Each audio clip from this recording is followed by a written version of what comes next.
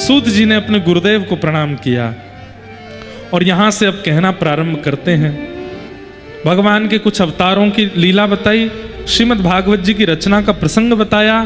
तत्पश्चात वेदव्यास जी महाराज ने कैसे भागवत की रचना की, नारद जी ने कैसे उनके चित्त में जाकर के भागवत की रचना की प्रेरणा प्रदान की, वो सब लीलाएं सुनाई गई। और फिर आगे महाभारत का प्रसंग आया। महाभारत के प्रसंग क्यों सुनाया गया?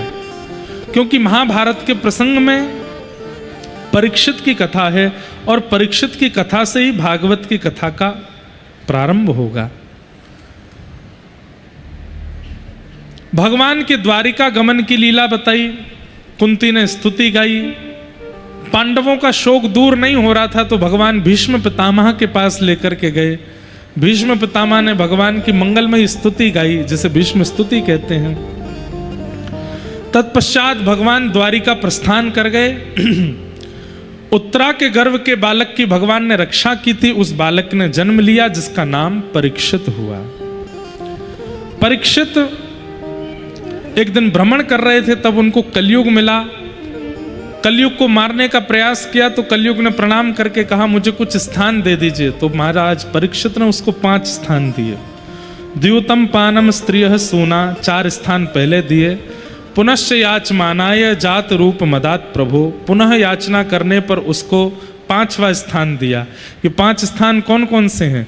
सबसे पहला स्थान द्यूतम यानी कि जुआ। दूसरा स्थान मदिरापान भक्ष सेवन। तीसरा स्थान परस्त्री परपुरुष संग।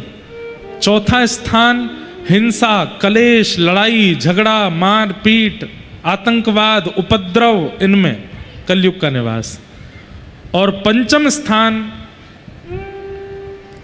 बिना मेहनत के कमाया गया धन, अनीति से कमाया गया धन।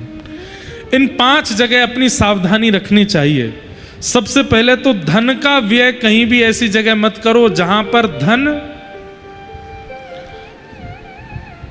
बाजी पर लगता हो, जुए की तरह प्रयोग होता हो, दांव पर लगता हो। शर्त भी नहीं लगानी चाहिए धन की। द्यूतम पानम, मद्यपान भक्ष सेवन कभी नहीं करना चाहिए। जिह्वा पर अभक्ष वस्तुओं को कभी नहीं लेना चाहिए, उससे कलयुग का प्रभाव होता है चित्त में।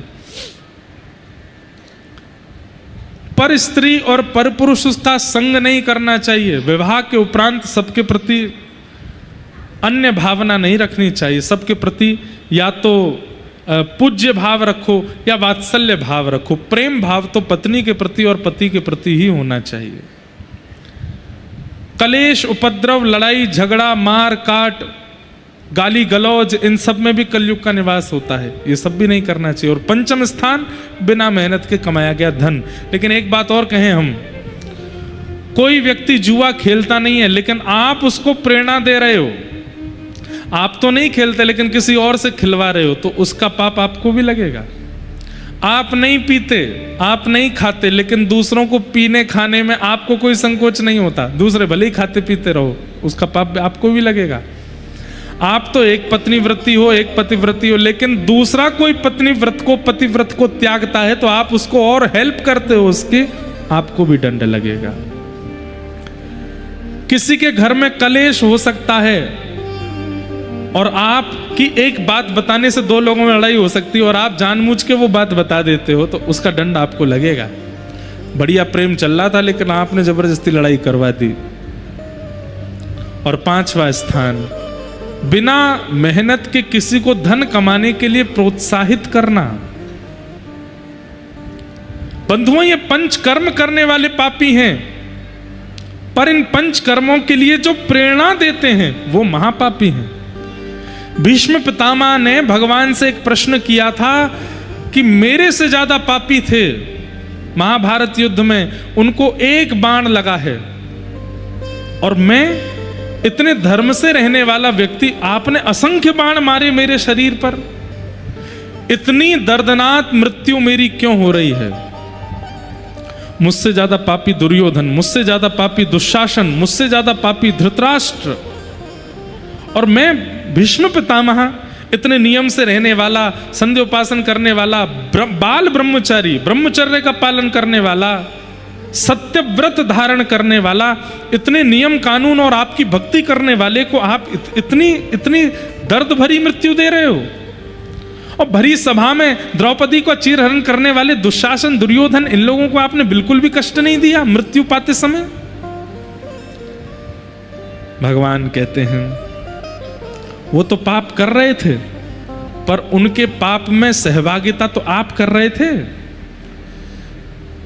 छोटा बच्चा गलत काम कर रहा है और उसके गलत काम पर यदि कोई उसको डांटे, और छोटा बच्चा अगर ये कहते दादाजी बैठे थे जब मैं कर रहा था, तो सब लोग क्या कहेंगे? गलती बच्चे की नहीं है, गलती दादाजी की, उन्होंने रोका क्यों नहीं? वो तो वहां बैठे थे ना। बच्चा क्या जाने, वो तो अबोध है। ऐसे ही बंधुओं, कोई व्यक्ति पाप कर्म कर रहा है लेकिन आप देख करके भी शांत हैं और उसको करने के लिए कुछ रोक नहीं रहे, टोक नहीं रहे, ठीक है कर लो कोई बात नहीं, तुम ही तो कर रहे हो, हमको थोड़ी लगेगा पाप। नहीं, उससे दुगना पाप आपको लगेगा। क्यों? क्योंकि जानते हुए, चाहते हुए, सामर्थ्य होते हुए भी आपने उसे रोका नहीं, आपने होने दिया। दो उपाय हैं, या तो रोकिए या खुद चले जाइए।